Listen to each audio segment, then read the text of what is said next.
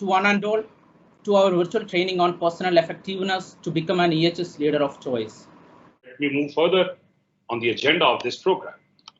So what are the key takeaways that we are looking at today? During the course of the next few hours, we are going to realize the difference between efficiency and effectiveness. Are they both the same? Or they do have a subtle difference? Or do they have a huge difference? Product and production capabilities. Now, how does a safety guy today understand what is this production capabilities all about and what is this product all about? It's something which we need to develop on. Physical, mental, and relationship well-being is a huge takeaway. Yesterday was Dalai Lama's 85th birthday. I invite you all to YouTube and go and see Town Hall with Dalai Lama on NDTV with Dr. Pranoy Roy. Takeaways from this program, and a huge takeaway is your well-being. Well-being as a part of your personal leadership and personal effectiveness. Set some ground rules.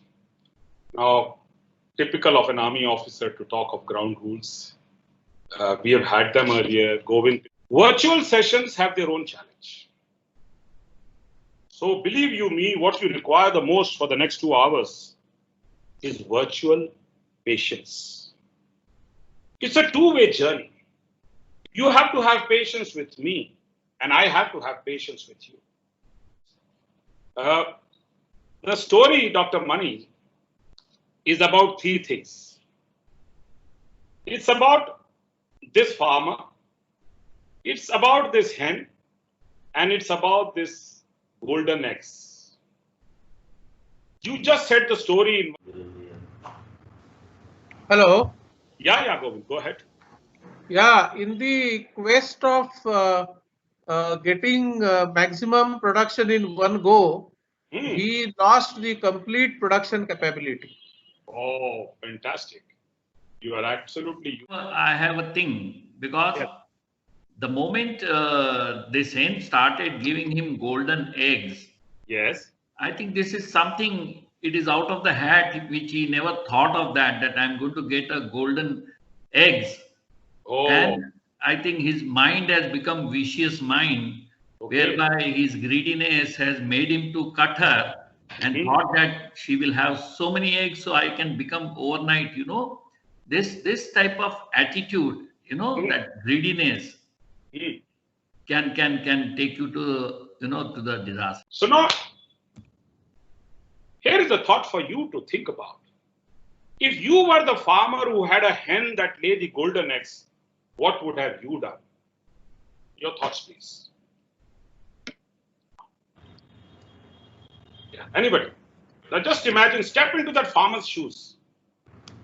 Had you a hen which laid the golden egg, and look at the size of the eggs I showed in the diagram. Sir, Bindra sir. Yeah. Sir, I will take it on daily basis. I am not killing hen. Oh, beautiful, beautiful. Shubham Gupta says, I will please identify your golden eggs. Anybody? A safe and secure life. Beautiful. Safe and secure life. Thank you. Anand Kumar wants to speak. He's raised his hand. Healthy life. Healthy. And a healthy life, both professionally and personally. Oh. Plus safe workplace. Okay. Anything else? We all want respect by stakeholders. We want the industry to respect us as an EHS professional. We want safety and compliance. That's what Deepak was saying. And we want luxurious life. Maybe because of the lockdown, we are not thinking of it. But deep inside, we want a safe life, a luxurious life, and we want love from our family. In our heart of hearts, we are all family people. And given a choice, we would also dream of our family treating us as a lovable father, husband. So these are the golden eggs that you want. You could go, this list could go on. But the question which we need to pause and ponder about is, which is the hen who will get us these golden eggs? Oh, who's this? Who said this? Very nice. Anand Kumar, sir. Anand Kumar. So that means every time my management changes, my hand changes. Sir, our knowledge and skills. Very good, very good. Who's this? Yeah, this is Shubham. Shubham Gupta. Our knowledge and skills with me, our. So actually, if you look at the story with deep reflection, the only hen who can get you these golden eggs which you want is you yourself. And the tragedy that you are not only the hen, but you are also the farmer who owns this hen. Now my question is, what kind of farmer are you? Are you also the foolish, insensitive, cruel and impatient farmer? Or are you actually the farmer whom you are boasting you would be if you had this hen? Cruel, foolish and insensitive, impatient farmer. Thank you for your honesty, Govind. So can you just elaborate how you have been this kind of farmer, Govind? You have to achieve all this unless you have that self-discipline and follow them. Like Mr. Govind was saying that he's foolish, insensitive, cruel. But maybe the reason is he's not impatient for the things, whereby he's committing all this what he said while talking. Why should you be, as an EHS leader, why should you be inhibited in asking help from others? Start off with the family. Practice being assertive enough to ask help. What is expected is a very powerful conversation you need to have with your stakeholders. Do not take their expectation for granted. And when they clarify their expectation from you, you can clarify your expectation from them. There no problem. So we begin the post-break session with a question. The question is, what impacts you? What affects you? Or what is it that you care about? Yeah, please speak. You were speaking. Yes, please go ahead. Yeah, I think if you shrink the circle of influence, I think the expectation what you're looking as a management, it will be a concern. Absolutely. It has to grow, and basically it has to go into the people that, yes, I think this influence is basically to get rid of concerns. It expands. Yes. And circle of concern becomes smaller. When I expand my circle of influence, it is called proactive approach. Yes. And when I contract my circle of influence, it is called a reactive approach. Yes. So as a head of technical function in a plant, in a pharma plant, where do Deepak, can you give me an example where you are tempted to be in circle of concern, but you need to be in circle of influence? Can you give a try and do that? Everything cannot be brought in the inner circle. Fantastic. Okay, what we can do, we should do, put it in the core circle. And to be brought from here to here has to be pushed from circle of concern to no concern. There are millions of issues which lie in no. First things first.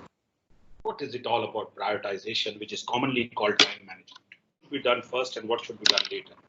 Let me quickly introduce to you a model, a very famous model which many of you are used to, but it is called the Eisenhower model. It's also called the time management matrix. It is again from 7 Habits of Highly Effective People by Dr. Stephen Covey. Now this gives us this Q1, Q2, Q3 and Q4. Q is a short form for a word called quadrant. Like I said, the source is 7 Habits of Highly Effective People. So Dipil is my slide. Q2 is a combination of important but not urgent. Q3 is a combination of not important and urgent. And Q4 is neither urgent nor important. Any questions in understanding the 4 quadrants? Please get your focus together and analyze and make your topmost choice. What is your topmost choice out of these? Who is the best quadrant? And 5 people saying I am in quadrant 1 most of the time. Okay. So this is what I am and this is what I should be. And 3 people are saying my approach to prioritization to choose urgent issues. think about your last 2 weeks. In the last 2 weeks, make a list of the corresponding quadrants in the chat function. That means you write whatever. You prevent COVID-19 cases. Capability improvement of the stakeholders in safety. Relationship building. Planning. Recognizing new opportunities. Q3. Urgent but not important. Responding to interruptions.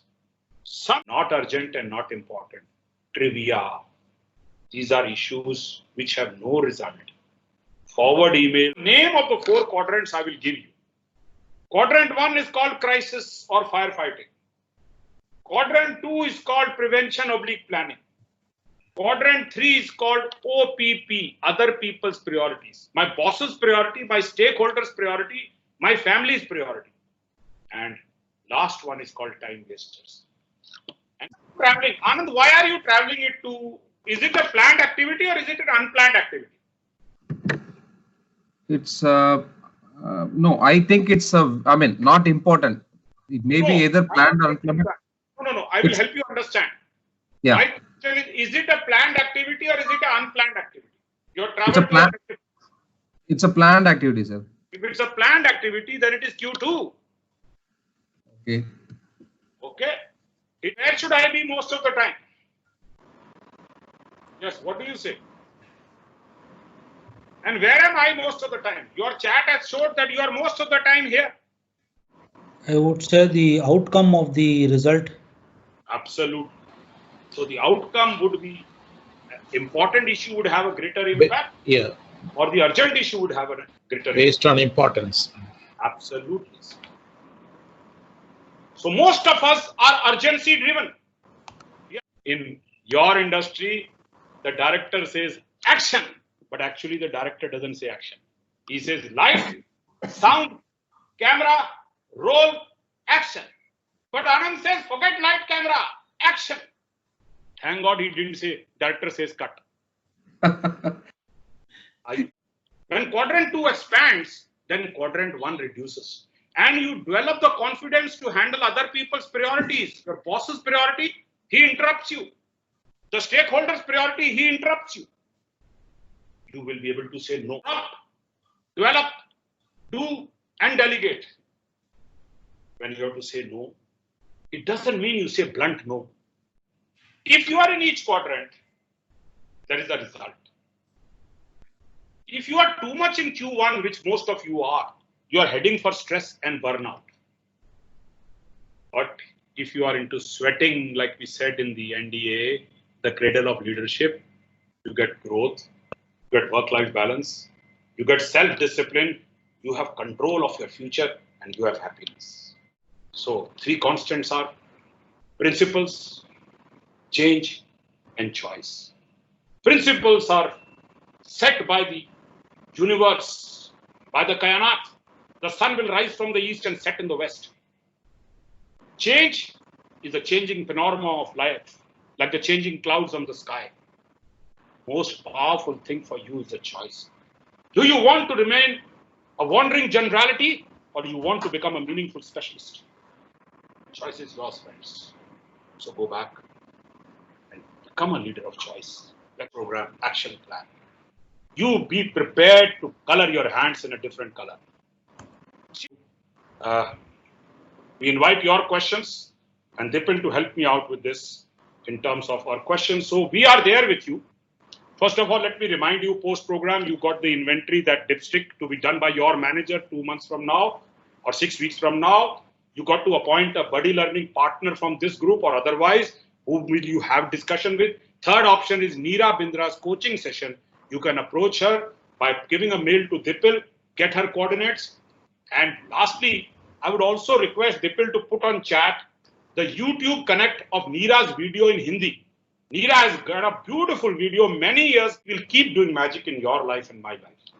Over to my magician, Dipil. Life is a matter of choice and you can control it. In your EHS aircraft, are you a passenger or are you a pilot? So go ahead and become the pilot in your EHS plane. Don't be a passenger.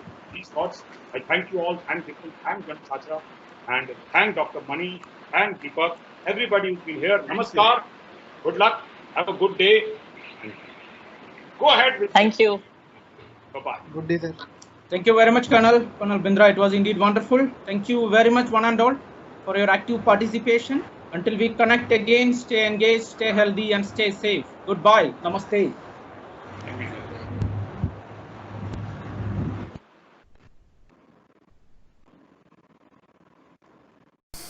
Is a very small recap of our journey. Please get in touch with us. This is Colonel Amar Bindra.